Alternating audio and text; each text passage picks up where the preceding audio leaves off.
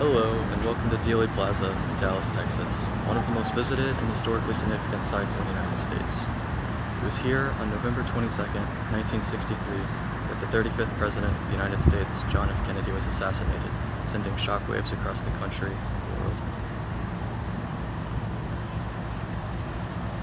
President Kennedy had come to Texas as part of a political trip to strengthen support for the Democratic Party ahead of the 1964 election. That Friday morning, he and First Lady Jacqueline Kennedy arrived at Love Field Airport in Dallas. They entered a black 1961 Lincoln Continental limousine, riding with Texas Governor John Connally and his wife Neely. The presidential motorcade followed a planned 10-mile route through downtown Dallas, lined with thousands of enthusiastic spectators. At approximately 12:30 p.m., as the motorcade turned from Houston Street onto Elm Street and passed from directly behind where I'm standing now, 3 shots rang out. President Kennedy was struck twice, once in the upper back, and fatally shot in the head. Governor Connally was also seriously wounded. The limousine sped towards Parkland Memorial Hospital, but doctors were unable to save the president. He was announced dead at 1 p.m. The shots were fired from the 6th floor of the Texas Book Depository, the red brick building behind me. A former Marine named Lee Harvey Oswald was identified as the prime suspect. He had worked in the building and was seen leaving the scene shortly after the shooting. Oswald was captured later that day in the Dallas movie theater. Just 2 days later on live television, Oswald was shot and killed by nightclub owner Jack Ruby while being transferred from the city jail. While Oswald's death may be questioned, many questions were left unanswered, fueling speculation and a wide range of conspiracy theories that continue to this day.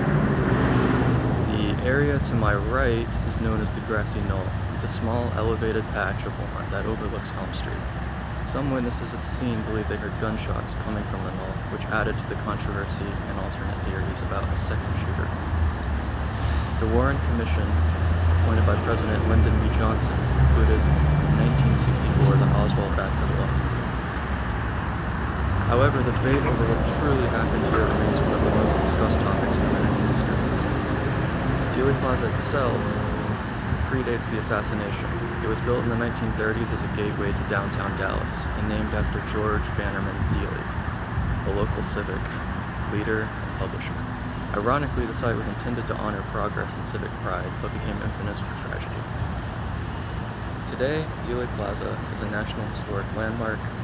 Visitors come from around the world to see a place where modern American history changed forever. You'll notice the X marks on the road behind me. These indicate where the bullets struck the president's limousine.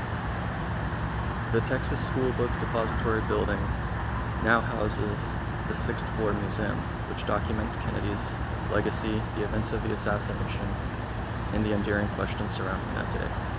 The museum includes photographs, film footage, and artifacts, and you can view the sniper's perch, recreated just as it appeared in 1963. The JFK Assassination left a deep scar on the national psyche. For many Americans, it marked the end of a sense of post-war optimism and the beginning of an era filled with unrest and skepticism towards authority. It's a moment that shaped a generation, and it all happened here on this street.